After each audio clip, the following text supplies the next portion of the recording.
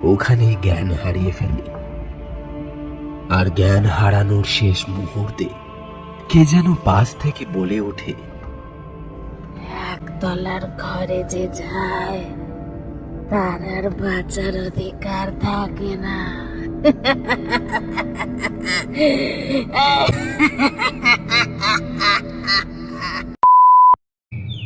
নতুন ঘরটায় ঢুকতেই কেমন যেন একটা অদ্ভুত অনুভূতি মনের ভেতরে জাগলো শালিনীর।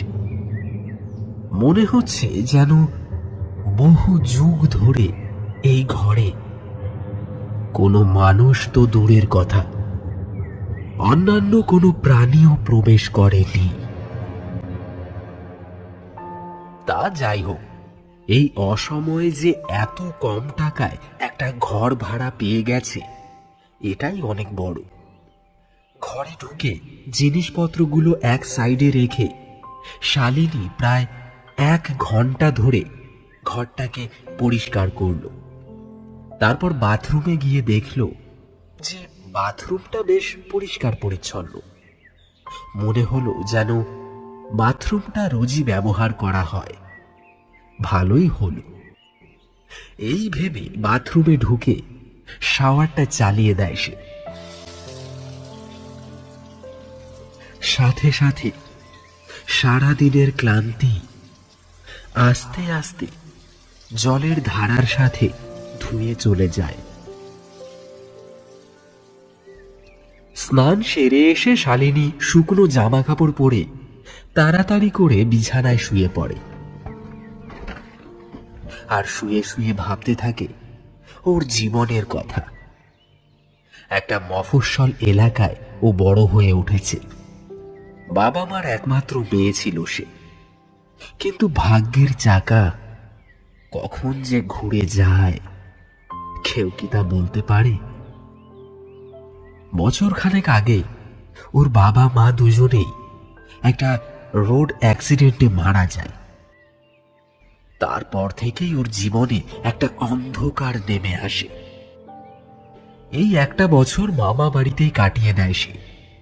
কিন্তু সেখানে আর কতদিনই বা থাকা যায়?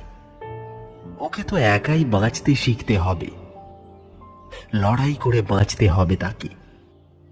তাই মামা মামির কাছ থেকে আশীর্বাদ নিয়ে সে নিজের জীবনে কিছু করার উদ্দেশ্যে বাইরে বেরিয়ে পড়ে।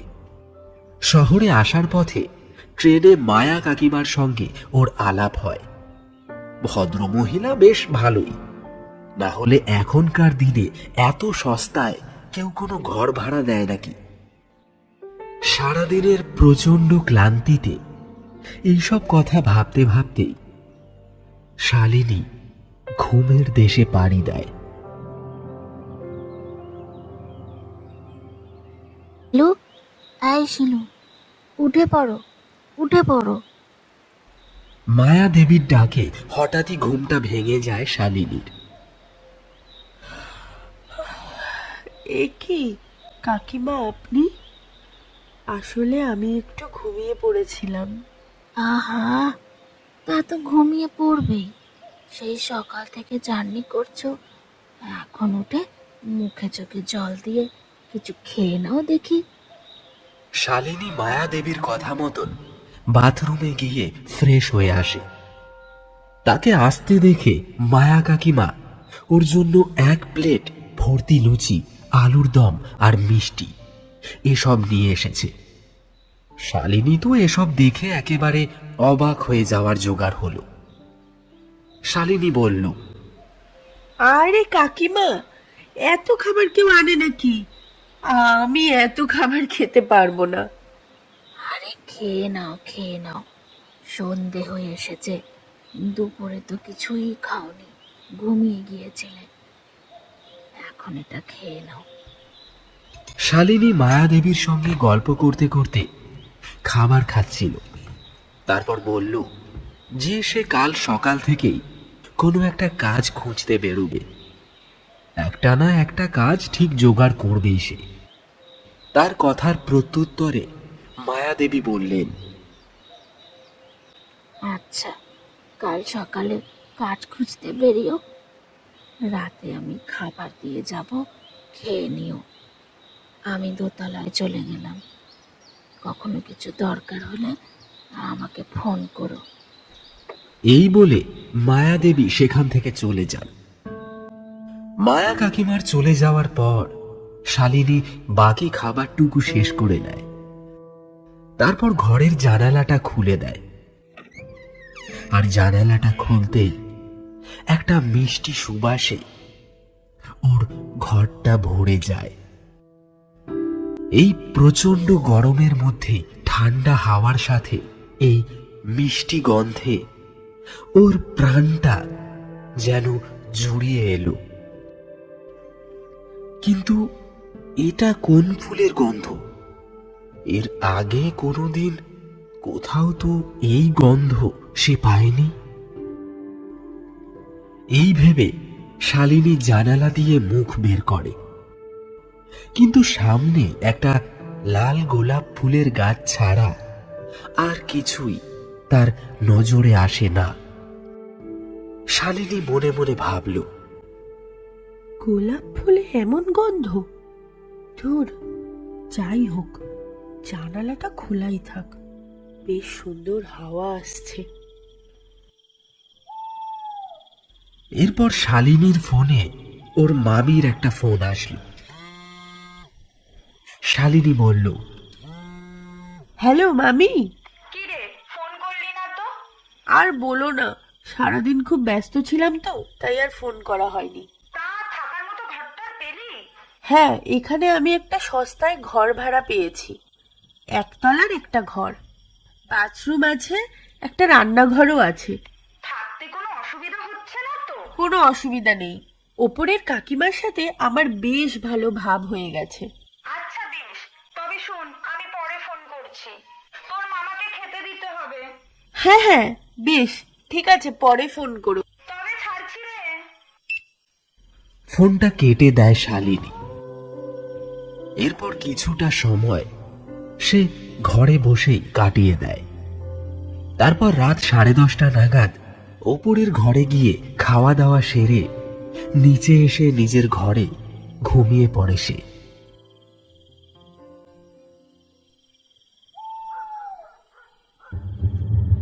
রাত তখন বেশ গভীর। শালিনীর ঘুমটা হঠাৎ ভেঙে গেল।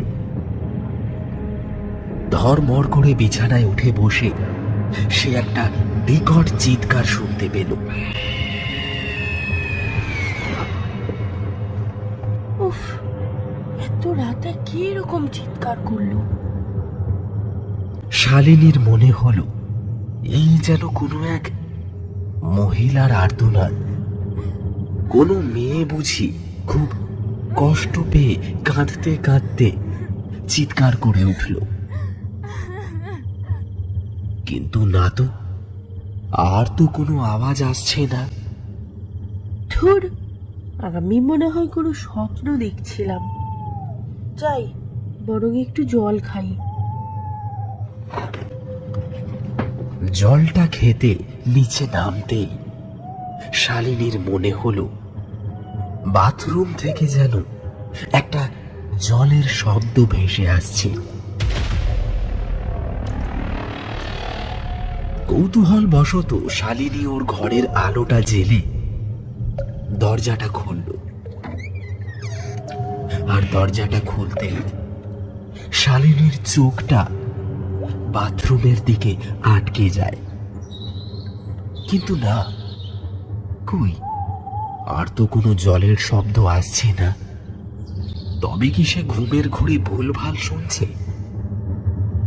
এই ভেবে পেছন ফিরতে আবার জলের শব্দ শোনা গেল। এবার শালিনী মনে মনে বেশ ভয় পেয়ে গেছে। কিন্তু না, তার ভয় পেলে চলবে না।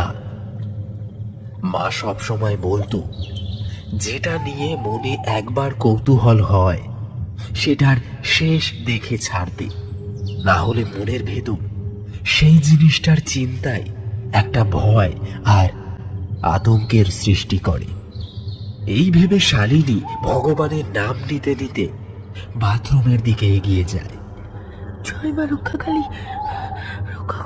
রক্ষা করো মা। জয় মা রক্ষাকালী, জয় মা রক্ষাকালী। এক পা দু পা করে কিছুটা এগোতে হঠাৎ জলের শব্দটা যেন থেমে গেল। শালিনী তাও ভয়কে সাথে নিয়ে বাইরে থেকে বাথরুমের লাইটটা জ্বালল। তারপর ভেতরে ঢুকে সে দেখতে পেল যে বাথরুমের ভেতরে কিছুই নেই। এমনকি 1 সেকেন্ড আগেও যে জলের শব্দ শুনতে পেয়েছে সে, সেই জলের কোনো ছিটে ফোটা চিহ্ন মাত্র সেখানে পাওয়া যায় না। একটা অজানা আতঙ্কে শালিনী বাথরুমের ভেতরে অজ্ঞান হয়ে পড়ে যায়।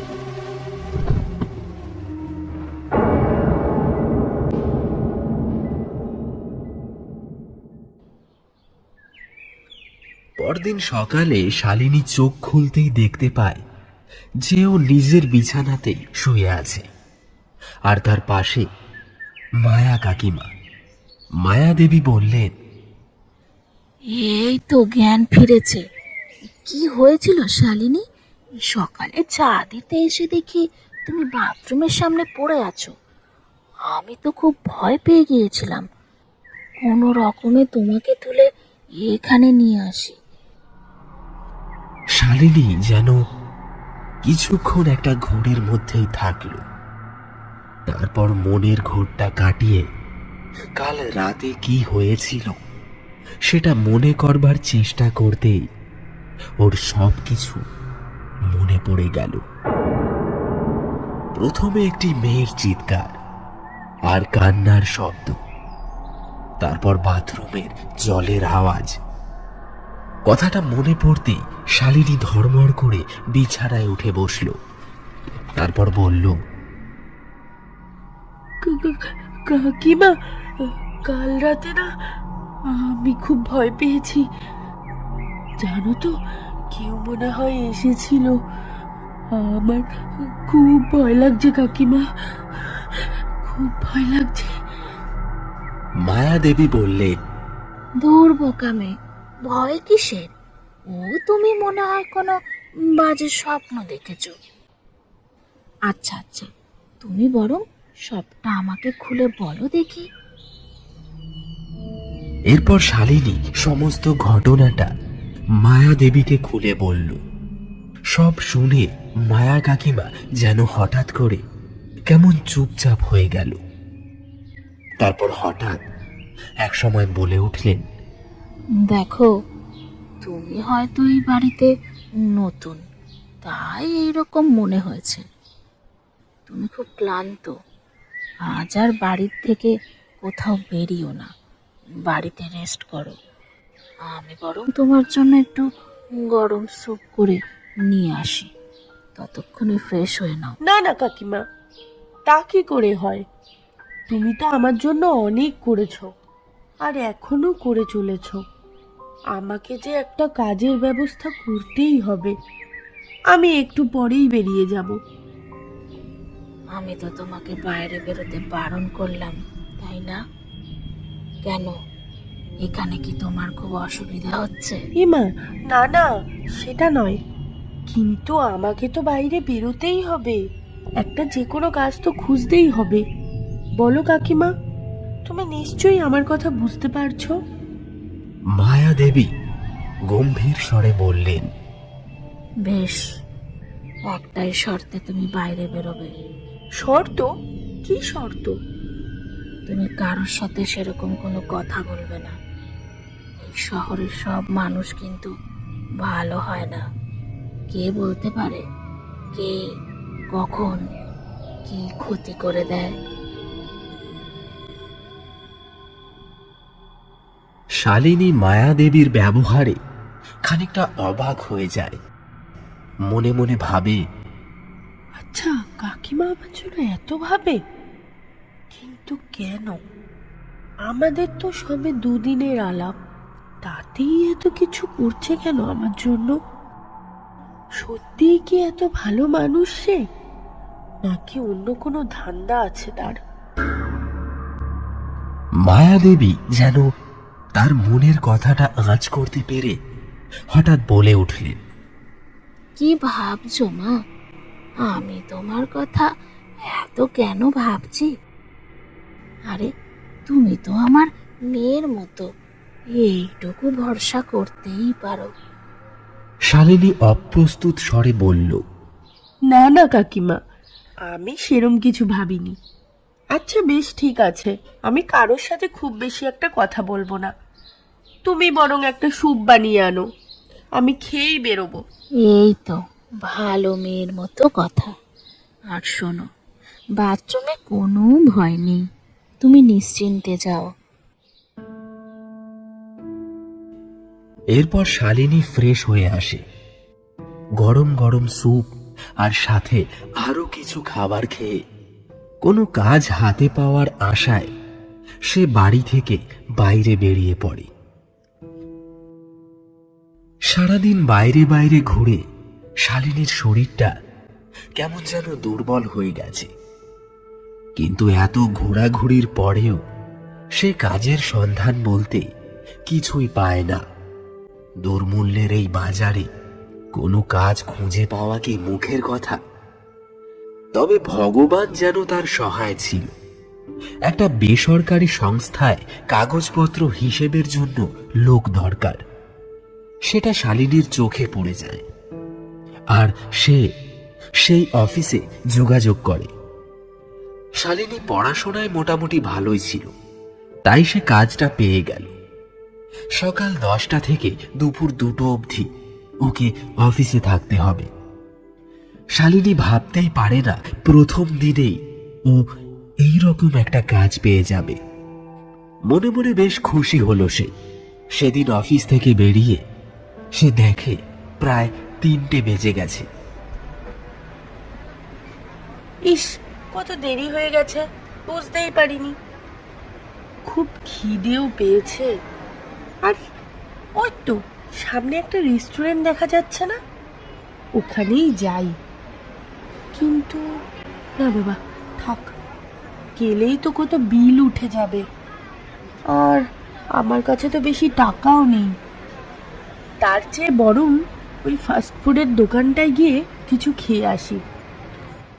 এই ভেবে শালিনী দোকানে গিয়ে একটা ভেজ প্যাটিস আর একটা কেক কিনে খেয়ে নেয়। তারপর অটো ধরে সে বাড়ি ফিরে চলে আসে। বাড়িতে এসেই মায়াদেবীকে সে বলে, কাকিমা জানো আজকে কি হয়েছে? সব শুনবো, সব শুনবো। মুখ দেখেই মনে হচ্ছে ভালো খবর আছে। আগে ফ্রেশ হয়ে আসো, দিয়ে খেতে খেতে কথা হবে। খেতে খেতে মানে? তুমি এখনো খাওনি? আমার খাওয়া হয়ে গেছে, তুমি খাবে তো? তোমার খাবার আনি? না না কাকিমা, আমি খেয়ে নিয়েছি রাস্তায়, এখন আর কিছু খাবো না। আর শোনো, তোমাকে সবসময় রান্না করতে হবে না, এবার থেকে আমিও রান্না করব। আমি একটা কাজ পেয়ে গিয়েছি, কাল থেকেই শুরু করব। বেশ, খুব ভালো কথা। আচ্ছা, আমি এখন আসি। বিকেলে কোথাও বেরোবে নাকি? না না, আমি এখন একটু ঘুমাবো, সারাদিন অনেক খাটাখাটনি গেছে। ঘুমিয়ে পড়ো, আমি এখন আসি তাহলে। এই বলে মায়াদেবী চলে যান, আর শালিনীও নিজের ঘরে গিয়ে ঘুমিয়ে পড়ে। হঠাৎই এক সময় ঘুমের মধ্যে আবার সেই মিষ্টি গন্ধটা পাওয়া যায়। গন্ধটায় শালিনীর ঘুমটা ভেঙে যায়। সে উঠে দেখে সন্ধে 7টা বেজে গেছে। আবার সেই মিষ্টি গন্ধ। আচ্ছা, জানালা তো বন্ধ, তাও আমি কিভাবে এই গন্ধ পাচ্ছি? না, আমাকে জানতেই হবে এই গন্ধ কোথা থেকে আসে। এই ভেবে শালিনী জানালাটা খুলতেই এক ঝাঁক লতাপাতা ওর হাতে চলে আসে। ক্ষণিকের জন্য ও চমকে যায়। ওরে বাবা গো, এইসব কি? কালকে তো এখানে কিছুই ছিল না, গাছ পাতা কিছুই ছিল না, আজ কি করে এলো? এ কি, কি সুন্দর লাল রঙের ফুল ফুটেছে! এটা কি ফুল দেখি তো। বাহ, গন্ধটা তো তাহলে এই ফুল থেকেই আসছে। ভালোই হলো, ঘরটায় বেশ সুন্দর একটা গন্ধ আসছে। এরপর চা আর কিছু জলখাবার খেয়ে শালিনী কিছু কেনাকাটার জন্য বেরিয়ে পড়ল। কারণ কাল একটা নতুন কাজের জায়গায় যাবে সে, তার জন্য কিছু পোশাকের দরকার আছে বইকি। নতুন জায়গায় ঠিক মতন কাজ করতে পারবে তো সে? এসব ভাবতে ভাবতে শালিনী রাস্তার উপর দিয়ে হাঁটতে লাগলো। ওইদিকে কেনাকাটা করতে করতে বেশ অনেকটাই রাত হয়ে গেছে। তাই শালিনী জামা কাপড়ের প্যাকেটগুলো হাতে নিয়ে খুব দ্রুত পদে হাঁটতে শুরু করে। ইস, 10:30 বেজে গেল, এখনো কতটা পথ আমাকে যেতে হবে। কাকিমার বাড়িটাও এমন একটা জায়গায় করেছে, আশেপাশে কোনো বাড়িও নেই।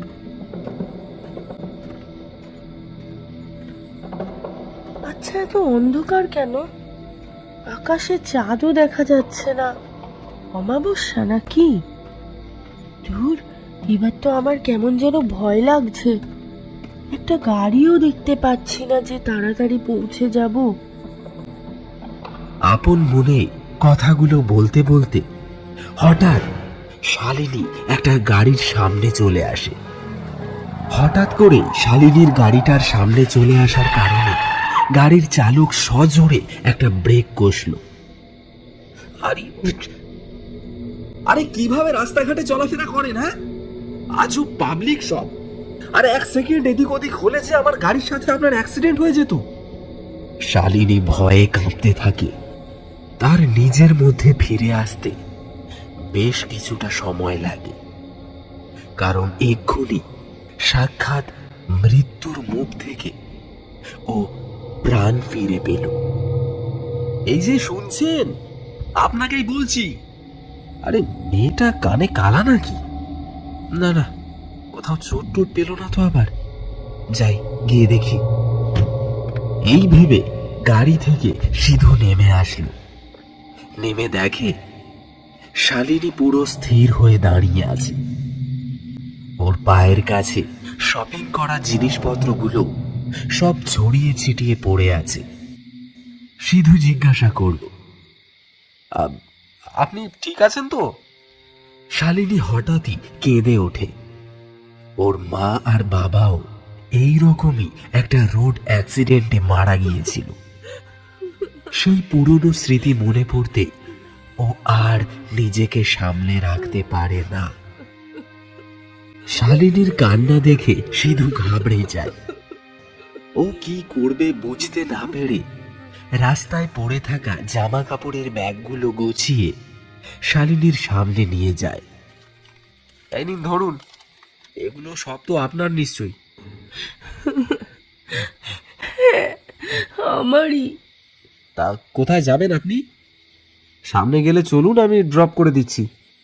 আসলে আপনাকে খুব চিন্তিত আর দুর্বল লাগছে, আর ভয় পাওয়ার কিছু নেই। আপনি এখন ঠিক আছেন। ঠিক আছি, ধন্যবাদ। আমি আসলে একটু ব্যস্ত ছিলাম, তাই গাড়িটা খেয়াল করিনি। হ্যাঁ বুঝলাম। কোনো হেল্প লাগবে? পৌঁছে দেব, বিশ্বাস করতে পারেন। আমি চলে যাব, ঠিক, কোনো অসুবিধা হবে না। এমন সময় একদল কুকুর রাস্তার মাঝে মারামারি লাগিয়ে দিল। এই দেখে শালিনী খুব ভয় পেয়ে যায়। সিধু ওর অবস্থাটা বুঝতে পারে। মনে মনে ওর খুব হাসিও পায়। বেশ, আসি তাহলে, সাবধানে যাবেন। আমি ভালো ছিলাম বলে বেঁচে গেছে। ওই কুকুরগুলো কেমন তা কিন্তু আমি জানি না। ভয় লাগছে। প্লিজ আমাকে একটু ড্রপ করে দেবেন। এই এই সামনেই একটা বাড়িতে আমি ভাড়া থাকি। সেটা অনেকক্ষণ আগেই বলা হয়েছে, উঠে পড়ুন। শালিনী পেছনের সিটে বসে পড়ে। ওর চোখ মুখ কেমন শুকিয়ে গেছে। সিধু ওকে একটা জলের বোতল দিয়ে বলল, এই নিন, আগে একবার চোখে মুখে জল দিন, আমি কাঁচটা খুলে দিচ্ছি। শালিনীর অনেকটাই হালকা লাগে চোখে মুখে জল ছেটানোর পর। মনে মনে ও সিধুকে ধন্যবাদ জানায়। আচ্ছা, আপনার নামটাই তো জানা হলো না। এত কথা বলেন কেন আপনি? আমি শালিনী, হয়েছে? যার জন্য প্রাণে বাঁচলেন তাকেই চোর বলছেন তো? বলুন বলুন, ভালোর দিন তো আর নেই, এটাই আমার প্রাপ্য। আপনার নাম কি? সিদ্ধার্থ, ডাকনাম সিধু। আচ্ছা, আপনি থাকেন কোথায়? এই তো আর 15 মিনিট মতো লাগবে, চলেই এসেছি প্রায়। সিধু গাড়ি চালানোর ফাঁকে ফাঁকে শালিনীকে দেখতে থাকে। তারপর কিছুক্ষণের মধ্যেই ওরা মায়াদেবীর বাড়ির সামনে চলে আসে। ও সিধুকে থামতে বলে। এই থামো থামো থামো, এখানেই থামো। থামবো মানে? আপনি এই বাড়িতে থাকেন নাকি? হ্যাঁ, আমি তো এই বাড়িতেই থাকি। কেন, কি হয়েছে? কি পাগলের মতন বকছেন? এ তো একটা পোড়ো বাড়ি, ভালো করে দেখুন। এ বাড়িতে তো কেউ থাকে না, আপনাকে ভাড়া দিল কে?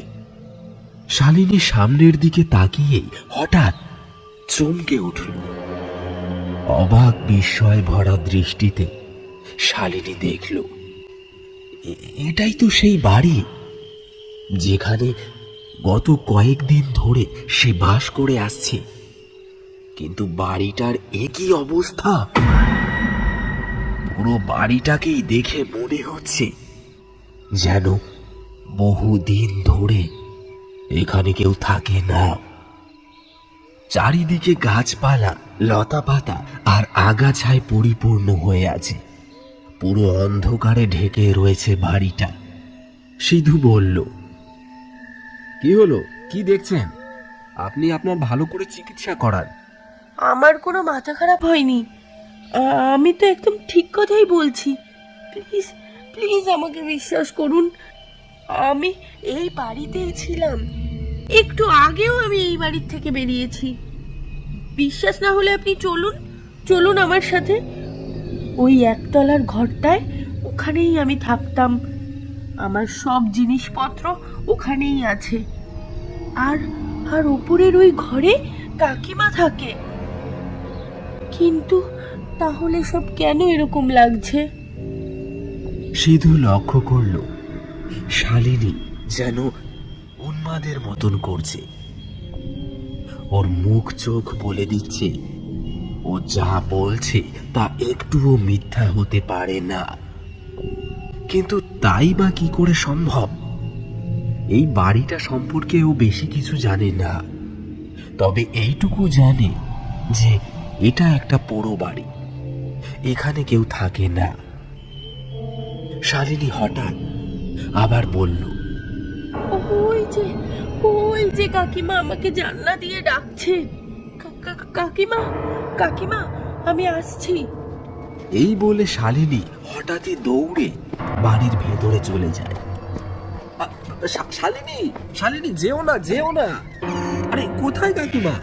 কে ডাকছে তোমায়? কিন্তু কে শোনে কার কথা? শালিনী ততক্ষণে ওই বাড়ির ভেতরে ঢুকে গেছে। যা বাবা, আমি এখন কি করব? না না, এইভাবে ওকে একা ছেড়ে যাওয়াটা ঠিক হবে না। আমি কি বাড়ির ভেতরে যাব? কিন্তু এটা যে একটা পোড়ো বাড়ি, এটাই বাড়ির ভেতরে গেল কিভাবে? আচ্ছা, ওর কোনো খারাপ উদ্দেশ্য নেই তো? আমাকে কোনোভাবে ফাঁসানোর চেষ্টা করছে কি? কিন্তু সেটাই বা কিভাবে সম্ভব? ওর সাথে তো এই কিছুক্ষণেরই আলাপ। তাহলে ওদিকে শালিনী কাকিমা, এক নাগারে চেঁচিয়ে যাচ্ছে। কাকিমা কোথায় তুমি? শালিনী নিজের ঘরে ঢুকতে আবার সেই মিষ্টি গন্ধটা ফিরে পায়। কিন্তু গন্ধটা এত রাতে কোথা থেকে আসছে? জানালা তো বন্ধ।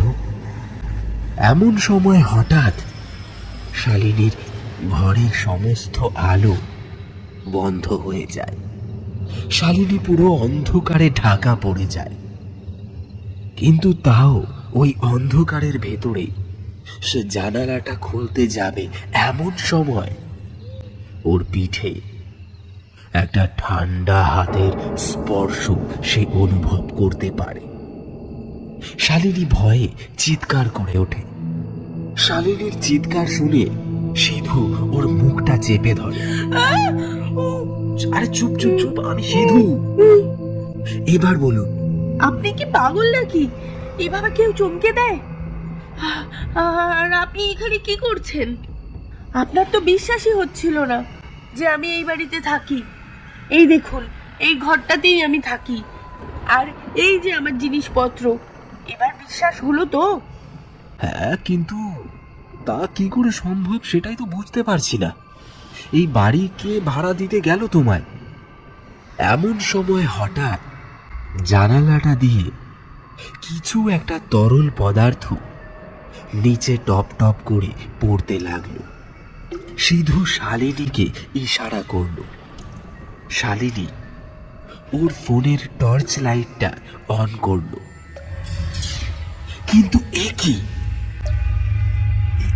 এ তো রক্ত মনে হচ্ছে। জানালা দিয়ে রক্ত আসছে কেন? শালিনী হঠাৎ তখন সিধুর হাত ধরে জানালার কাছে এগিয়ে আসে। সেখানে লাইট মেরে তারা দেখল সেই গোলাপ ফুল গাছটার তলা থেকে রক্ত বেরিয়ে আসছে।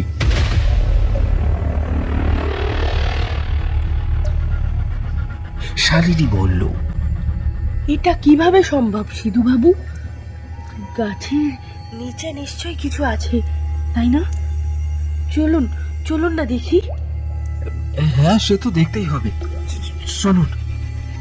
এমন সময় হঠাৎ উপরের ঘর থেকে একটা পিয়ানোর আওয়াজ ভেসে আসে, যেটা শুনে ওরা দুজনেই খুব ভয় পেয়ে যায়। কারণ পিয়ানোর সুরটা খুবই ভয়ানক ছিল। শালিনী ভয়ে সিধুকে স্থান কাল পাত্র ভুলে গিয়ে জড়িয়ে ধরল। ঘটনাটার জন্য সিধু প্রস্তুত ছিল না, তবে ও শালিনীকে ভরসা দিয়ে বলে, ভয় পেও না শালিনী, তুমি আমাকে বন্ধু ভাবতে পারো। আমি আগেই বলেছিলাম এ বাড়িতে কিছু একটা অসুবিধা আছে। এটা কোনো সাধারণ বাড়ি নয়। আর আমি প্রায় এই রাস্তা দিয়ে যাওয়া আসা করি, এখানে কেউ থাকে না। এবার ব্যাপারটা হচ্ছে তুমি এখানে কিভাবে থাকতে পারো, আমাকে প্লিজ সবটা খুলে বলো। শালিনী তখন বুঝতে পারে ও সিধুকে জড়িয়ে ধরে আছে। ওর প্রথমে খুব লজ্জা লাগে, কিন্তু এই বাড়িতে এক সিধুই আছে যাকে ও বন্ধু ভাবতে পারে আর ভরসাও করতে পারে। তাই সিধুকে ছেড়ে দিয়ে বিছানায় এসে বসল সে। তারপর সিধুকে সমস্ত ঘটনাটুকু সংক্ষেপে খুলে বলল। ওর অতীত থেকে শুরু করে এখানে আসা, তারপর ট্রেনে মায়া কাকিমার সাথে আলাপ, আর তারপরে তার এই বাড়িতে প্রবেশ।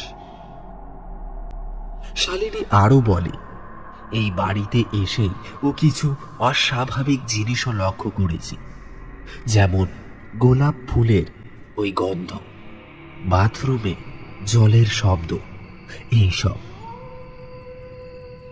কিন্তু সব তো বুঝলাম, কিন্তু এখন কথা হচ্ছে ওই মায়া কাকিমাটা কে? একবার চলো তো ওপরে উঠে দেখে আসি। কিন্তু উপরের ঘরে এত রাতে পিয়ানো বাজাচ্ছে কি? চলো, গেলেই বোঝা যাবে। শালিনী আর সিধু একসাথে হাত ধরে ওপরের দিকে যেতে যাবে, এমন সময় আবার বাথরুম থেকে জলের সেই আওয়াজটা পাওয়া গেল। কেউ যেন খুব জোরে বাথরুমে জলের কলটা খুলে দিয়েছে। আওয়াজটা প্রথমে অল্প শোনা গেলেও ধীরে ধীরে সেটা বাড়তে থাকে। শালিনী ভয়ে ভয়ে সিধুর দিকে তাকায়। সিধু শালিনীর হাত ধরে আস্তে আস্তে বাথরুমের দিকে এগিয়ে যায়। একই তো অন্ধকার, তার উপর আবার পিয়ানো, আর বাথরুম থেকে আসা জলের শব্দ যেন পরিবেশটাকে আরো ভুতুড়ে করে তুলেছে। ফোনের আলো জ্বেলে দুজনে বাথরুমের দিকে এগিয়ে যেতে জলের শব্দটা বন্ধ হয়ে গেল। কিন্তু বাথরুমে গিয়েও ওরা চমকে যায়, কারণ সেখানে জল নয়, সারা বাথরুম জুড়ে পড়ে আছে টাটকা লাল রক্ত। শালিনী ভয়ে চিৎকার করে ওঠে, এখানেও রক্ত! দেখো দেখো, এখানেও রক্ত! এত রক্ত কোথা থেকে আসছে? আরে চুপ চুপ চুপ চুপ চুপ করো শালিনী, এত চিৎকার করো না। আমার মনে হচ্ছে এগুলো কোনো দুষ্ট লোকের কাজ। মানুষকে ভয় দেখানো এদের উদ্দেশ্য। ওরা হয়তো এখনো ওই বাড়িতেই আছে। আমাকে খুঁজে বের করতে হবে। এখন চলো, দোতলায় যেতে হবে। এত রাতে পিয়ানো কে বাজাচ্ছে সেটা দেখা দরকার। কোনো কোনো বিপদ হয় যদি? আমার খুব ভয় লাগছে। কিন্তু আহা, চিন্তা করো না, আমি আছি তো তোমার সাথে, নাকি? কিচ্ছু হবে না, তুমি শুধু আমার হাত ছাড়বে না। এমন সময় হঠাৎ বাইরে বজ্রপাতের সঙ্গে একটা তুমুল ঝড় বৃষ্টি আরম্ভ হয়ে গেল। চারিদিকে শন শন করে বইতে লাগলো ঝোড়ো হাওয়া। ঝড়ের দাপটে জানালা দরজাগুলো জোরে জোরে ধাক্কা খেয়ে আওয়াজ করতে লাগলো। ঝড়ের আওয়াজের সাথে সাথে পিয়ানোর আওয়াজও বাড়তে থাকে। সে এক অন্যরকম পরিবেশের সৃষ্টি হয়। দুজনে মিলে সবকিছুর সাথে পাল্লা দিয়ে এক রাশ ভয় আর আতঙ্ক আর খানিকটা কৌতূহল নিয়ে দোতলার দিকে পা বাড়ায়। একতলা থেকে দোতলায় উঠতে যাবার পথে হঠাৎ করে ওদের দুজনেরই পা খুব ভারী হয়ে ওঠে। কেউ আর এক পাও এগোতে পারে না। হঠাৎই শালিনী নিজের কানের পাশে একটা ঠান্ডা শীতল কোনো কিছুর অনুভব করে।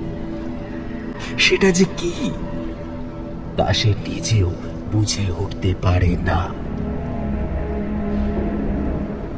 কিন্তু ওর মনে হলো ঠিক ওর পাশে কেউ যেন দাঁড়িয়ে আছে।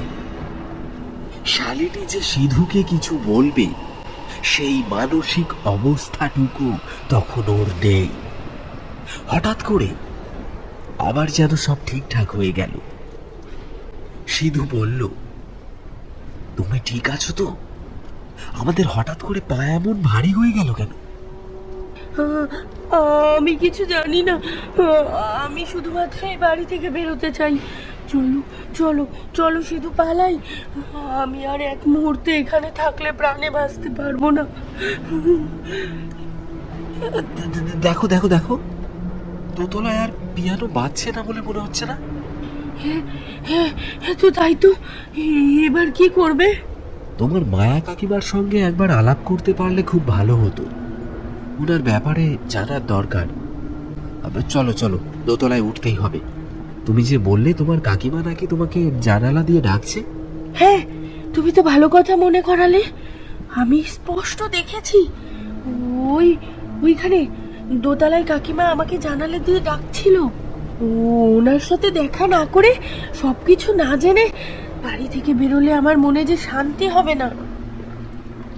সিধু আর শালিনী এবার দোতলায় উঠে মায়া কাকিমার ঘরের দিকে যায়, কিন্তু সেখানে অদ্ভুত এক জিনিস ওরা লক্ষ্য করে। উপরের 3টি ঘরে তালা দেওয়া। সিধু বলল, আশ্চর্য ব্যাপার, সব ঘরেই তো তালা দেওয়া। তাহলে তোমার এই মায়া কাকিমাটা কোথায় থাকে? আমি কিছু বুঝতে পারছি না সিধু। এখন এখন আমার মন বলছে এটা একটা ভুতুড়ে বাড়ি। এমন সময় হঠাৎ করে একতলার ঘর থেকে একটা মহিলার আর্তনাদের কণ্ঠস্বর ভেসে আসে। ভয়ে শালিনী আর সিধু দুজনেই আঁতকে ওঠে, যেন কেউ শালিনীর সেই থাকার ঘর থেকে চিৎকার করে চলেছে। আর্তনাদ শুনে বোঝা যায় মেয়েটি খুব কষ্ট পাচ্ছে। শালিনী আর সিধু দুজনেই ছুটে গিয়ে একতলার ঘরে পৌঁছল, কিন্তু তারা চোখের সামনে যা দেখল তা দুজনের মধ্যে কেউই কল্পনাও করতে পারেনি। ঘরের সিলিং ফ্যানে একজন মানুষ ঝুলছে।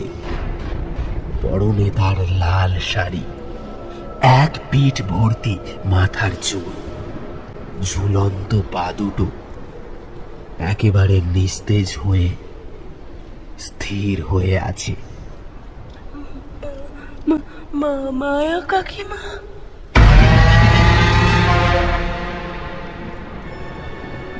এদিকে সিধু ভয়ে পাগলের মতন হয়ে গেছে। ও কি করবে বুঝতে না পেরে শালিনীকে কোলে তুলে তৎক্ষণাৎ ঝড়ের বেগে সেই বাড়ি থেকে বাইরে বেরিয়ে আসে। পেছন থেকে কেউ যেন ওকে বলছিল, যাস না, যাস না, এই ঘরে আয়, আয়। সিধু কোনো দিকে না তাকিয়ে সোজা বাড়ি থেকে বেরিয়ে ওর গাড়িতে শালিনীকে তোলে। তারপর গাড়ি চালিয়ে সেখান থেকে অনেক দূর চলে যায়।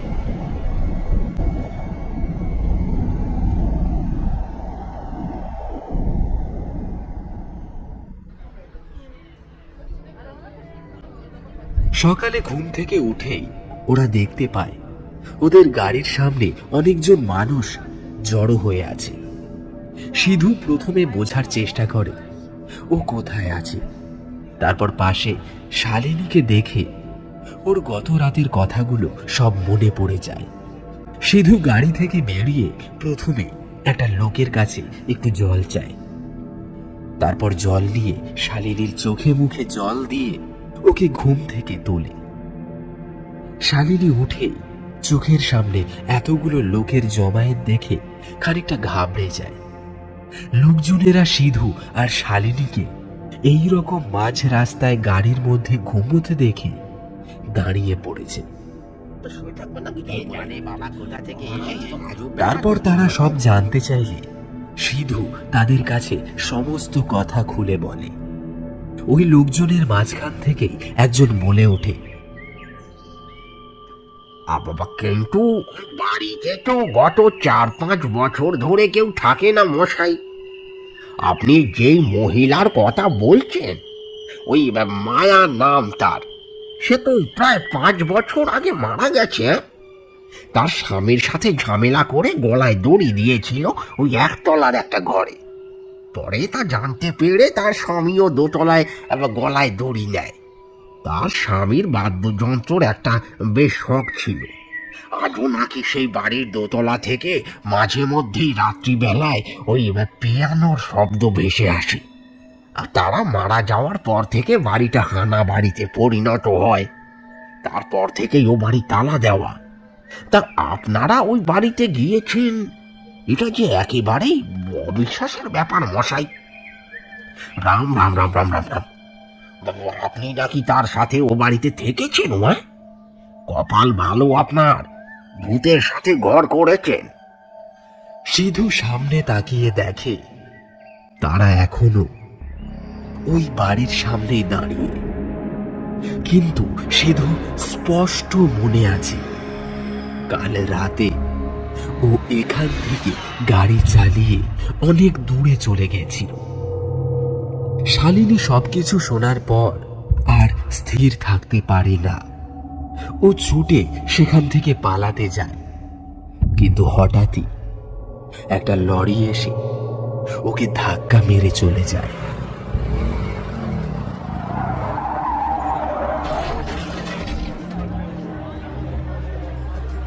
সিধু ও অন্যান্য লোকজনেরা ছুটে যায় তার কাছে, কিন্তু ততক্ষণে সব শেষ। শালিনীর ভয়ার্ত আর ক্লান্ত মুখখানা দেখে সিধু কেঁদে ফেলে। শালিনী, শালিনী, শালিনী,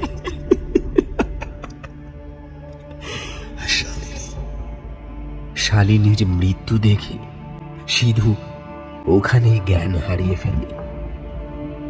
আর জ্ঞান হারানোর শেষ মুহূর্তে কে যেন পাশ থেকে বলে ওঠে, একতলার ঘরে যে যায় তার আর বাঁচার অধিকার থাকে না।